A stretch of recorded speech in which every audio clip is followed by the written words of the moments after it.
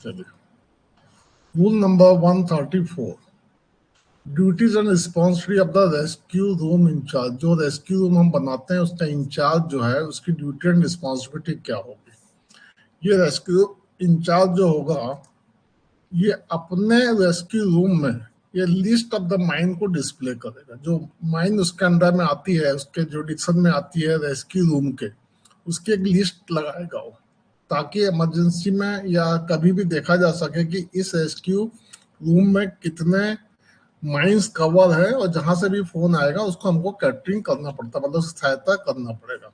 Second responsibility इसकी है maintain equipment and apparatus. जो रेस्क्यू से संबंधित इक्विपमेंट है, अपरेटस है, जो रेस्क्यू में रखे जाते हैं एज पर लॉ, वो सभी वर्किंग कंडीशन में होना चाहिए, मतलब चालू हालत में होना चाहिए। बिगड़ा हुआ वहां नहीं रहेगा, बिगड़ा है तो उसको सुधार के फिर से वहां पे रखा जाएगा या उसको वहां से हटा दिया जाएगा।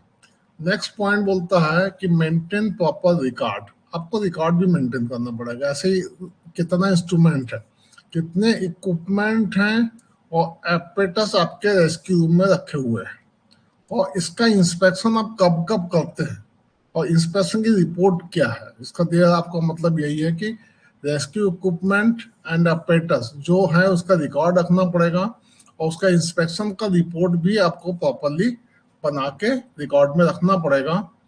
किसी भी आदमी को अलाउ नहीं कर सकते आप, जो अथराइज्ड हैं, जो आपके यहाँ जॉब कर रहे हैं या ट्रेनिंग के लिए आ रहे हैं, उसके अलावा कोई भी आदमी अनअथराइज्ड इंटर नहीं करेगा, ठीक है। और किस आप परमिट एनी अनअथराइज्ड पर्सन, और पहला तो घुसने नहीं देगा, दूसरा किसी वजह से आ भी गया, आपने परमिशन दे दी, पर उसके ऊपर रेस्ट्रिक्शंस ये लगाएगा कि कोई भी टेक आउट एनी एपेरेटस या इक्विपमेंट ले जाने की कोई परमिशन आपको नहीं मिलेगी, ठीक है। जैसा कोई बाहर से आ गया बीटीसी से, बोला सर हमको गैस टेस्टिंग का एग्जाम कोर्स कराएंगे, हमको इंस्ट्रूमेंट दे दो, वो सब देना नहीं है आपको, क्योंकि दैट इज इमरजेंसी सर्विसेज। उसके निकलते ही एक फोन आ जाएगा कि हाँ पे बजे, तो क्या करोगे आप, उसके पास जाके मांगोगे, वो तब तक तो 20 किलोमीटर आगे निकल चुका है ना। तो आपको नहीं देना है कुछ भी, मतलब किसी हालत में नहीं देना, साफ साफ ला लिखता है। और यदि दे दिया अगर कुछ हुआ तो रेस्क्यू में incharge is answerable. Hi, HP Soni from mining Guruji app. हमारे माइनिंग गुरुजी ऐप के ऊपर में पंबो कोर्स लॉन्च किया गया है, जो HCCL MCL के एग्जाम की तैयारी करने हेतु है। इसमें टेक्निकल कोर्सेज, टेक्निकल मतलब है कि OHS कोड, रेगुलेशन, रूल्स, बाइलास, सभी रूल्स एंड रेगुलेशंस हैं, सर्कुलर्स हैं, सबकी वीडियो हैं, टेस्ट है, और इसके अंदर में नोट्स भी है। सेकंड, इसी में ऐड किया गया है नॉन टेक। नॉन टेक में आपका एप्टीट्यूड है, रीजनिंग है, मैथमेटिक्स है, इसके सबके वीडियो है, नोट्स है और टेस्ट भी है। साथ में है EMT वॉल्यूम 1, 2, 3। विजय देशमुख साहब का किताब का तीनों वॉल्यूम इसके अंदर कवर किया गया है। सभी चैप्टर्स के वीडियो, नोट्स एवं टेस्ट भी है। इसके अंदर में टेस्ट MCQ की संख्या 6000 से ज्यादा है, और टोटल वीडियो 250 से भी ज्यादा है।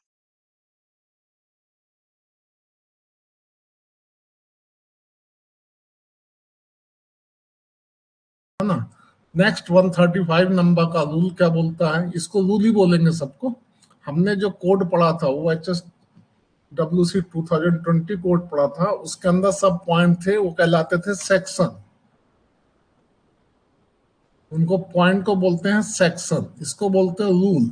और जब रेगुलेशन आएगा तो उसको बोलेंगे हम रेगुलेशन, ठीक है। तीनों ला के अलग अलग पॉइंट हैं। यहाँ हर पॉइंट सेक्शन कहलाता है, रूल्स में हर पॉइंट रूल कहलाता है, और रेगुलेशन का जो हर पॉइंट है वो रेगुलेशन नंबर 81, 91 इस टाइप से कहलाता है। वो सेक्शन और रूल नहीं है वो, ठीक है।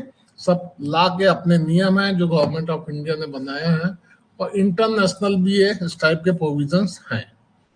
अब यहाँ पे बोलता है duties of rescue trained person posted at rescue station. जो रेस्क्यू स्टेशन में जो लोग पोस्टिंग होती है, जिसको हम क्या बोलते हैं, ब्रिगेड मेंबर बोलते हैं।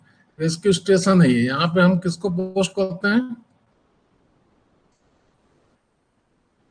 ब्रिगेड मेंबर, जो भी वहां पर रहेगा वो ब्रिगेड मेंबर के नाम से जाना जाएगा। नॉट लेस देन 18 हमने उस दिन देखा था, 18 कम से कम होना चाहिए, है ना। इसके अंदर में जो भी पोस्टेड होगा वो रेस्क्यू ट्रेन होना कंपल्सरी है, ठीक है। बाकी जो काम के लिए लगेंगे वो अलग चीज है, पर वो जो रेस्क्यू ट्रेन होंगे, जो ब्रिगेड मेंबर के लिए जो होंगे वो रेस्क्यू ट्रेन पर्सन ही होंगे। इनका काम क्या रहेगा, ओबे ऑर्डर। सुपरिटेंडेंट जो इंचार्ज है और इंस्ट्रक्टर है, इन दो का ऑर्डर मानना पड़ेगा और उनकी असिस्ट करना पड़ेगा उनको डिस्चार्ज ऑफ देयर फंक्शन। वो जो काम करते हैं सुपरिटेंडेंट और इंस्ट्रक्टर, उनके फंक्शन में आपको सहायता करनी पड़ेगी। नेक्स्ट पॉइंट है attend to message. Telephone calls, आपके इसमें टेलीफोन कॉल्स आएंगे, वायरलेस मैसेज आएंगे, जो भी आपके पास कम्युनिकेशन साधन है उसको मेंटेन करना पड़ेगा रिकॉर्ड में। और इमरजेंसी कोई सिचुएशन आती है तो उसको तुरंत कम्युनिकेट करना पड़ेगा किसको, सुपरिटेंडेंट और इंस्ट्रक्टर को, विदाउट नो टाइम, ठीक है। उसके बाद आता maintain rescue station neat and tidy कंस, मतलब नीट एंड टीडी का मतलब साफ सुथरा, नीट एंड साफ, इसका मतलब होता है सुथरा, जो हम हिंदी भाषा में बोलते हैं ना, साफ सुथरा रखना चाहिए यार घर को, ये साफ सुथरा हो गया, ठीक है। साफ सुथरा कंडीशन में इसको रखना होगा।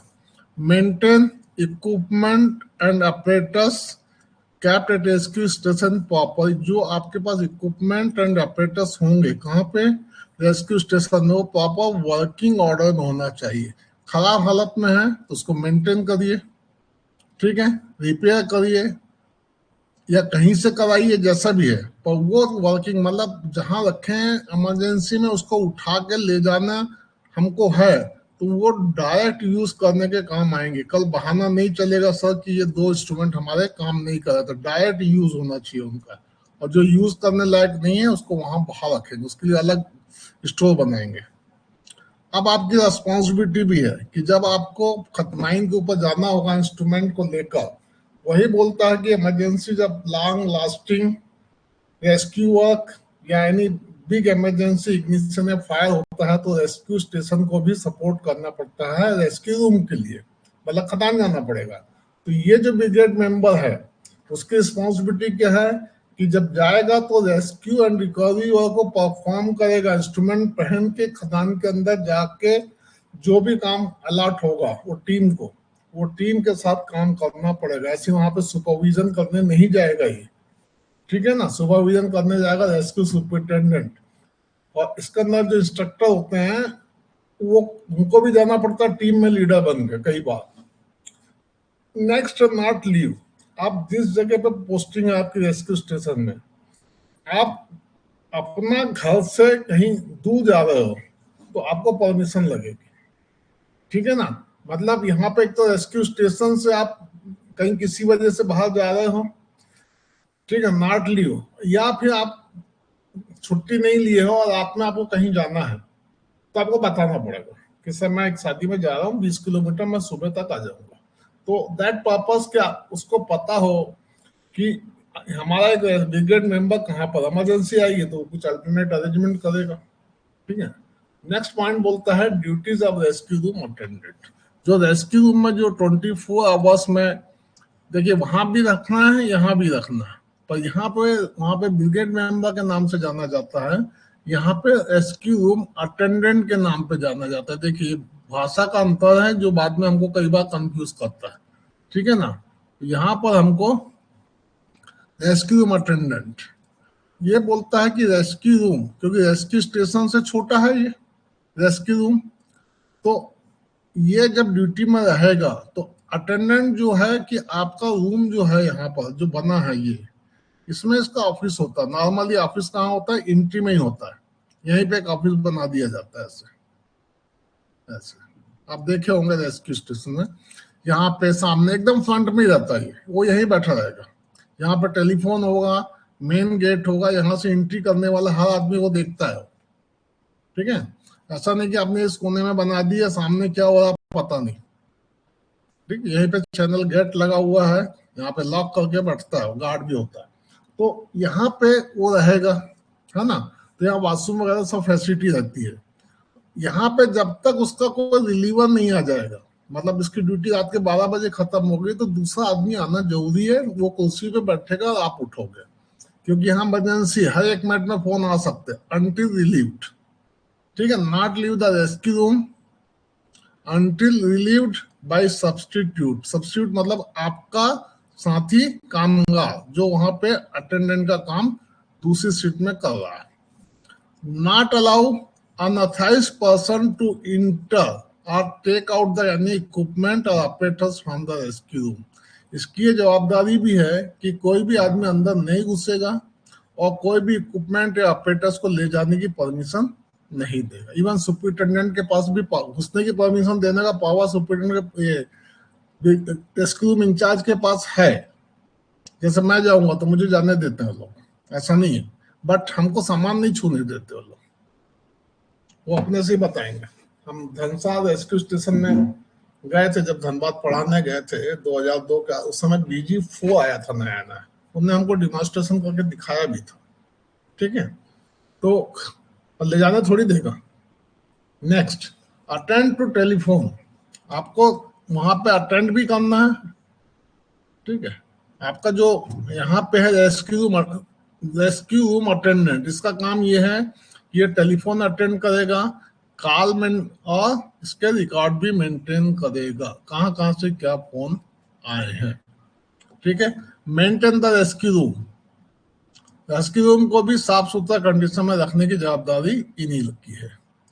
ओबे order of the rescue room incharge, और उसकी सहायता भी करेगा उसके फंक्शंस में रेस्क्यू रूम के इंचार्ज के रूप में। देखिए, ये मैं इसलिए डिटेल में इसको पढ़ा रहा हूँ, जिसके माइनिंग गुरुजी ऐप के ऊपर हमारा सुपर टेस्ट सीरीज डाला हुआ है, जिसको आप देख सकते हैं। ये target, MCL and SCCL exam के लिए बनाया गया है। ये टेक्निकल, नॉन टेक्निकल और EMT तीनों के subject wise, chapter wise test series बनाई गई है। ये ऑल इन वन है। इसके अंदर में लास्ट 10 इयर्स के PYQ टेस्ट भी डाले गए हैं, और 15 टेस्ट ऐसे हैं जिसके अंदर में हमने 100 मार्क्स के क्वेश्चंस के 100 क्वेश्चंस डाले हैं। इस तरीके से टोटल मिला के 140 से भी ज्यादा टेस्ट सीरीज इसके अंदर में डली हुई है, और 6500 से भी ज्यादा क्वेश्चन, MCQ क्वेश्चन है। इसको ज्वाइन करने हेतु हमारा माइनिंग गुरुजी ऐप को डाउनलोड करें और इस कोर्स को ज्वाइन कर MCL और SCCL की तैयारी के लिए प्रैक्टिस करें। Let's go started. है टेलीफोन कम्युनिकेशन, रूल नंबर 137। ये टेलीफोनिक कम्युनिकेशन क्या है कि एवरी माइन सेल, मतलब यहाँ पर रेस्क्यू रूम स्टेशन जो है और रेस्क्यू रूम, दो चीजें हमारे पास। इसका सर्विंग ऑफ द माइन, दोनों जगह पर जो भी सर्विंग माइंस हैं, मतलब रेस्क्यू स्टेशन के पास तो 100 हो गई या 50 हो गई, 40 हो गई। जैसे SCCL में अंडरग्राउंड माइन बहुत ज्यादा है, तो सभी माइन का रेस्क्यू स्टेशन में कनेक्टेड होना चाहिए, वायरलेस कम्युनिकेशन और टेलीफोनिक कम्युनिकेशन से। जो भी सिस्टम, पहले वायरलेस ही था, अभी टेलीफोनिक आ गया, अभी तो मोबाइल भी आ गया है ना। तो रेस्क्यू रूम के साथ जितने जुड़े हैं माइन वो, और रेस्क्यू स्टेशन के साथ जितने माइन जुड़े हैं वो भी। बट पर होता क्या है कि रेस्क्यू रूम में भी इस रेस्क्यू स्टेशन के साथ जो जुड़ी हुई माइन है, सबके टेलीफोन नंबर इसके पास भी होते हैं। कभी कभी ऐसा होता है ना कि सुपरिटेंडेंट ने फोन किया यहाँ पर, आप उससे कांटेक्ट कर लो, क्योंकि ये दूसरे रेस्क्यू स्टेशन को भी, रेस्क्यू रूम को भी कैटर कर सकता है। कौन? Rescue room. जैसे एक यहाँ पे बना हुआ है और एक यहाँ बना हुआ है, इसमें थोड़ा ज्यादा प्रॉब्लम हो रही है किसी माइन में, तो ये इसका सपोर्ट कर देगा। और फिर बाद में रेस्क्यू स्टेशन तो आ ही रहा है यहाँ पर अपना तामझाम लेकर, टीम इंस्ट्रूमेंट लेकर, बट ये सेकंड वाला जो रेस्क्यू रूम है, ये रेस्क्यू रूम है और ये रेस्क्यू रूम भी है। मतलब एक रेस्क्यू रूम ये है किसी जगह का, एक दूसरा ये है, तो सबके कम्युनिकेशन आपस में रहते हैं। उसके लिए टेलीफोनिक, आजकल तो कोई दिक्कत ही नहीं है ना, आजकल मोबाइल है सबके पास, सब जगह पे रहता है, ठीक है ना। अब तो सबसे बेस्ट तरीका ही हो गया, प्रोवाइडेड दैट यदि आपके पास कोई ऐसा कम्युनिकेशन सिस्टम नहीं है, ना टेलीफोन है ना वायरलेस सिस्टम है। तो चीफ इंस्पेक्टर ऑफ माइंस कोई अदर कम्युनिकेशन सिस्टम को अप्रूव कर सकता है और लगाने के लिए बोल सकता है उसकी कुछ कंडीशन के साथ, पर आज की डेट में जरूरत ही नहीं पड़ेगी क्योंकि वायरलेस में मोबाइल हमारे पास आ गया है, उसमें एसएमएस भी है, वीडियो भी है, सब कुछ है, ये चढ़ने और मेल भी है मेरे पास, है ना। नेक्स्ट बोलता है रेस्क्यू ट्रेसिंग। इसको थोड़ा ध्यान से पढ़ना, किसी ने बोला था सर स्टार नहीं बना रहे, चलिए बना देता। तो रेस्क्यू ट्रेसिंग को ध्यान रखना, ये the copy of the ventilation plan है, कॉपी ऑफ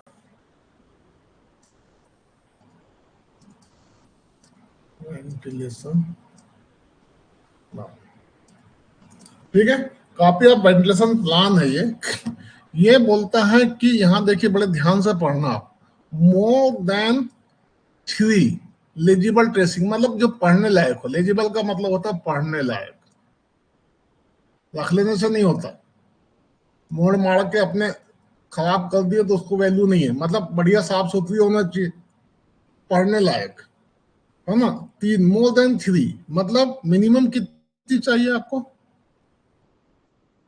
मिनिमम 4 लगेगी। जब एग्जाम में आता है मिनिमम कितनी चाहिए, मोर देन 3 बोलता है 3 से ज्यादा चाहिए, मतलब 4 नंबर जो आएगा वो मिनिमम कैटेगरी में आएगा, समझे। इसमें कंफ्यूज मत होना, 50 जगह में आप वीडियो देखोगे, व्हाट्सएप ग्रुप में कहानी चलेगी, उसका सब भूल जाना। और यहाँ पर मोर देन 3 है, भाषा समझिए, ट्रेसिंग मतलब 4 मिनिमम ट्रेसिंग चाहिए आपको, उससे ज्यादा जितनी रखना है आप रख लीजिए, उसके लिए मना नहीं करता है। और ये अपडेट होना चाहिए पिछले 3 महीने का प्रेसीडिंग मंथ, मतलब माइंड का जो कंडीशन है वेंटिलेशन प्लान वो अपडेट होता है 3 महीने में सभी प्लान। तो ये ट्रेसिंग को भी साथ में ले जाके, एक बार दे दिया आपको ट्रेसिंग, ठीक है, तो ऐसा काम नहीं चलेगा, उसको अपडेट करना पड़ेगा रेस्क्यू ट्रेसिंग को, और इस तरह ऑफिस में ही रखा जाता है इसको, ठीक है। और जरूरत पड़ने पर वो भी मांगता है रेस्क्यू वाला भी, तुरंत मांगेगा, जब टीम आएगी ना तो सब लोग मांगेंगे। Tracing shall show ventilation in the mine, देखिए मेन पॉइंट क्या है, general direction of the air current, ये क्वेश्चन बन सकता है, 3-4 क्वेश्चन में से पूछ लेगा। Every point is the air measurement station, देखिए एयर है ना, every crossing air crossing, ventilation door, stopping, booster fan, other principal device of the regulation, regulation में जो बोलता है वो सभी डिवाइसेस होना चाहिए। और आपके पास में जहां पे फायर डैम, मतलब आग लगने से जो स्टॉपिंग बनती है उसको हम लोग फायर डैम बोलते हैं, ध्यान रखना, कभी क्वेश्चन आ गया फायर की वजह से, खदान में फायर हो जाता है ना कई बार, फायर की वजह से। नॉर्मली आइसोलेशन स्टॉपिंग है कि हमारा कोयला खत्म हो गया या हमने पैनल को सील कर दिया, फायर की वजह से आइसोलेशन स्टॉपिंग जो बनाते हैं, ठीक है ना, उसको हम क्या बोलते हैं, फायर डैम बोलते हैं, कोई अलग से फायर डैम नहीं है वो, है ना। इसके बाद हम पैनल जब चलाते हैं डिप्लॉइंग का तो हम प्रिपरेटरी स्टॉपिंग बनाते हैं, वो भी आपको क्योंकि ये प्रिपरेटरी स्टॉपिंग रेस्क्यू वालों के लिए सबसे इंपॉर्टेंट होती है। जिस पैनल में हम डिप्लॉइंग कर रहे हैं नॉर्मली आग वहीं लगती है, ऐसा खदान में चाहो तो आग नहीं लगती, एक्सप्लोजन होना एक अलग कहानी है। तो आग तब लगती है जब आपका डिप्लॉइंग चालू होता है, क्योंकि favourable condition of the spontaneous heating start होती है फर्स्ट फॉल के साथ, या आपने पैनल को चला के छोड़ दिया राम भरोसे तो भी वहां लगेगी, वहां फाइलन कोल रहता है, इसलिए कोलों पुराने जितने पैनल्स होते हैं उसको सबको सील कर देते हैं लोग। और एक बात और मैं ध्यान बता देता हूँ, सील करने के पहले आपको इनकम्बस्टेबल मटेरियल पूरा उस पैनल से निकालना होगा और थिकली स्टोन डस्टिंग करनी होगी, उसके बाद पैनल को सील करिए, ठीक है ना। ये क्वेश्चन आया है एक बार, कुछ पॉइंट थे आपके इसमें नहीं आया पर किसी में आया है। आपका fire fighting, every water dam, है ना, उसका डायमेंशन भी चाहिए, जरूरत पड़ने पे कहीं टूट तो नहीं जाएगा, है ना। पंपिंग स्टेशन, देखिए यहाँ पे नया आ गया एम्बुलेंस स्टेशन, ये एम्बुलेंस स्टेशन कुछ नहीं है, ये हम जो फर्स्ट एड स्टेशन बनाते थे उसी का अल्टरनेट आ गया है, बिल्ला में चेंज हो गया है, ठीक है ना। ये इसको बोलते हैं फर्स्ट एड स्टेशन।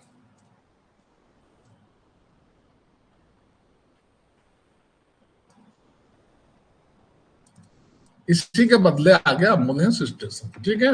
आगे इसमें दिया हुआ है रूम यूज। दूसरा है कि जहां पे इन्फ्लेमेबल मटेरियल रखा जाएगा, जैसे डीजल इक्विपमेंट चलते हैं वहां पे हमको डीजल रखने की परमिशन मिलती है। दूसरा चीज रिजर्व स्टेशन कहाँ कहाँ है, क्योंकि वहां जब फायर लगेगा तो सबसे पहले इनको हटाना पड़ता है, इन्फ्लेमेबल मटेरियल को, रिजर्व स्टेशन के बारूद को। और एवरी हालेज एंड टेबली इनको एक लाइन से लिख कर आप इसको एक बार पढ़ लेना, ये वेंटिलेशन प्लान में भी काम आएगा और इसमें भी काम है। इसलिए मैंने इसको ज्यादा गैप करके बनाया है ताकि पढ़ाने में मुझे आसानी हो जाए, नहीं तो आगे किसी पीछे हो जाता तो मजा नहीं आता उसमें। इसका appointment of rescue 10% mine and there deposition and accommodation, मतलब यह है कि आपका रेस्क्यू 10% का माइन में अपॉइंटमेंट और उनका डिस्ट्रीब्यूशन और उनका रहने का तरीका, डिस्पोजिशन है ना, मतलब उसको कैसे डिस्ट्रीब्यूट करोगे। ये पहले भी था, अभी भी है, तो ज्यादा इसमें चेंज नजर नहीं आता। यहाँ पे हर माइन का मैनेजर जो बिलो ग्राउंड माइन का, अभी भी रेस्क्यू रूल जो है ओपन कास्ट माइन के लिए नहीं दिया उसने, अभी भी नहीं दिया। इसके ऊपर बहुत सारे मेल आए थे, फिर भी कंसिडर नहीं किया उसने, हमने भी भेजा था। ओपन कास्ट माइन में जहां पर पिल्ला एक्सट्रेक्शन भाई ओपन कास्ट होता है वहां पे रेस्क्यू टीम की जरूरत पड़ती है और जरूरत पड़ी है, ठीक है ना। वो घुस माइन में आज से 20 साल पहले एक आदमी नीचे घुस गया था, बेंच वहां से हो गया, पार्टिंग टूट गया, आदमी कब से नीचे चला गया, उसको निकालने के लिए रेस्क्यू टीम ही लगी थी, क्योंकि वहां फायर भी था और सीओ भी थी, मर गया था आदमी, ठीक है ना। तो क्यों नहीं रखना चाहिए वहां पर, ठीक है। वो तो अंडरग्राउंड माइन थी और रेस्क्यू रूम पास में था तो आ गया, नहीं होता तो दिक्कत हो जाती है ना। तो ये इसके लिए जरूरी था, किंतु गवर्नमेंट ने नहीं माना, तो क्या करेंगे। मोर देन 100% ऑर्डिनरी एम्प्लॉय, ये ध्यान रखना कि ऑर्डिनरी एम्प्लॉय मिस नहीं होना चाहिए, है ना। तो ordinary employ shall at least 5 rescue 10% readily available on surface. ये बोलता है कि आपका माइंड में जहां पर 100, देखिए मोर देन 100 है, मोर देन 100, ये ध्यान रखना। कई बार आता है 100 और मोर, उसको कंफ्यूज नहीं होना है हमको। इसको मेरे हिसाब से चबा के पढ़ना होगा, मेरी भाषा है, मैं जब से पढ़ा रहा हूँ तब से ये वर्ड जरूर यूज करता हूँ, चबा के पढ़ना, ताकि इसमें कहीं कोई कंफ्यूजन ना रहे। चलिए नेक्स्ट बोलता है कि मैनेजर बिलो ग्राउंड माइन, जहां पे 500 से ज्यादा ऑर्डिनरी एम्प्लॉयड है ना, वहां पर ये इंश्योर करेगा कि वन मैन, मतलब वन रेस्क्यू टेंट, मैन का मतलब होता है रेस्क्यू टेंट पर्सन, है ना, रेस्क्यू टेंट यहाँ पे जो यूज किया है, for every 100 person are part there for rescue tent, आगे लिख भी दिया उसने, ठीक है ना। 100 आदमी, 500 से ज्यादा, क्या बोलता है, मोर देन 500, फिर यहाँ लिख रहा है मोर देन 500, मतलब मोर देन 500 यदि है, कौन है, ऑर्डिनरी इम्प्लॉयड, इसको ओई लिखते हैं, ध्यान रखना इसको, ना बार बार लिखना पड़ता है, हालांकि इसमें तो छपा ही है तो ज्यादा दिक्कत। इसमें मैंने शॉर्ट फॉर्म में कोई स्लाइड नहीं बनाई इस बार, पहले बनाया था फिर मेरे को लिखना पड़ता था समझाने के लिए, इसलिए मैंने सीधा सीधा बना दिया। ऑर्डिनरी इम्प्लॉयड पर जहां लिखना होगा मुझे, मैं वहां पे ऑर्डिनरी इम्प्लॉयड लिखूंगा, ध्यान रखना आप। ओ ई टीचर्स लोग नॉर्मली ऐसी करते हैं, ठीक है। It shall be responsibility of the employer to provide suitable accommodation. यहाँ दो कंडीशन आ गई कि मोर देन 100, दूसरा मोर देन 500, क्लियर हो गया। और एवरी 100%, वन फॉर एवरी, 500 से ज्यादा मतलब 600 तक, 501 से स्टार्ट हो जाएगा, तो ये हो गया आपका। अब यहाँ पर it shall be responsibility of the employer to provide suitable accommodations, मतलब मालिक, यहाँ पे देखिए इस रूल में पूरा का पूरा मालिक जो ऑनर है ना, उसका नाम ही चेंज कर दिया उसने, ठीक है, उसको मालिक ना बोल के उसने यहाँ पे कह दिया एम्प्लॉयर। जो एम्प्लॉयमेंट देने वाला है वो that is a employer, ultimately मालिक ही है, पर बहुत सारी जगह में मालिक नहीं होते, संस्था में मालिक। अभी तो क्या नॉमिनेटेड ऑनर ये सब बनाना पड़ता है ना, इसीलिए अभी एम्प्लॉयमेंट है ही नहीं है, तो इसलिए क्या है कि आप एम्प्लॉय कहलाओगे, नॉमिनेटेड ऑनर को एम्प्लॉय बोल दिया उसने, नौकरी देने वाला, है ना। जो गवर्नमेंट ऑफ इंडिया बोलती है ना कि नौकरी करने वाला नहीं, नौकरी देने वाला बनना चाहिए। इसलिए तो स्टार्टअप चालू हैं सब बहुत सारे। प्रोवाइड सुटेबल एकोमोडेशन, यहाँ पे एकोमोडेशन कहाँ कहाँ एकोमोडेशन देना है, rescue station to super, rescue station के नजदीक में किस किस को देना है, सुपरिटेंडेंट, इंस्ट्रक्टर और ब्रिगेड मेंबर्स को है। सभी रेस्क्यू रूम और रेस्क्यू स्टेशन जहां जहां बने हैं इंडिया में, सबके प्रेमाइसेस में इनके घर हैं, ठीक है। और रेस्क्यू रूम टू, दूसरा चीज है रेस्क्यू रूम में भी वही है ना। सबको घर मिलेगा, रेस्क्यू रूम इंचार्ज को मिलेगा, जो रेस्क्यू ट्रेन पर्सन है उनको मिलेगा, और अटेंडेंट जो है, जो मतलब रेस्क्यू, यहाँ पे रेस्क्यू ट्रेन पर्सन ही अटेंडेंट कहलाते हैं, अलग से कोई जनरल मजदूर को नहीं रखते, ठीक है। तो सब जो रेस्क्यू रूम में काम कर, झाड़ू पोछा वाले की जरूरत नहीं है, बाकी जो डायरेक्ट इन्वॉल्व है उनका घर कैंपस के अंदर में होना चाहिए। अब इसको बोलता है कि माइन में जो हमारा मिनिमम 5 है, मोर देन 100 में या उससे ज्यादा मैन पावर जब बढ़ेगा 1200, 1500, 1800, तो वो जो बढ़ेंगे उसको क्या करना पड़ेगा, माइन के एंट्रेंस से नजदीक, जितना नजदीक हो सकता है उनको आपको एकोमोडेशन प्रोवाइड करना पड़ेगा। बिलो ग्राउंड माइन के नजदीक में जो भी आपके पास सुटेबल एकोमोडेशन है वहां पे, अदर देन जो ऊपर वाला है रेस्क्यू स्टेशन और रेस्क्यू रूम को छोड़कर, पॉइंट यहाँ पे ये लिखा है ना, एक्सेप्ट पर्सन अदर देन, है ना, तो उसकी जरूरत नहीं है हमको, ये इसमें शामिल नहीं होगा, ये शामिल होगा माइन वाले में। ये रेस्क्यू रूम और रेस्क्यू स्टेशन के इसलिए उसने लिख दिया उसमें। अब बोलता है कि जो बिलो ग्राउंड माइन में काम करते हैं उनके घर में इफेक्टिव बेल होना चाहिए कम्युनिकेशंस के लिए, अदर अरेंजमेंट होना चाहिए ताकि उनको कम्युनिकेट किया जा सके। और वो जो भी कम्युनिकेशन सिस्टम होगा वो अप्रूव्ड बाय चीफ इंस्पेक्टर के, इंस्पेक्टर, चीफ इंस्पेक्टर नहीं बोलता, आपका एरिया का जो इंस्पेक्टर होगा, मतलब DDMS, हाँ DMS, DMS को हम बोलते हैं रीजनल इंस्पेक्टर ऑफ माइंस, और DDMS को बोलते हैं हम लोग इंस्पेक्टर।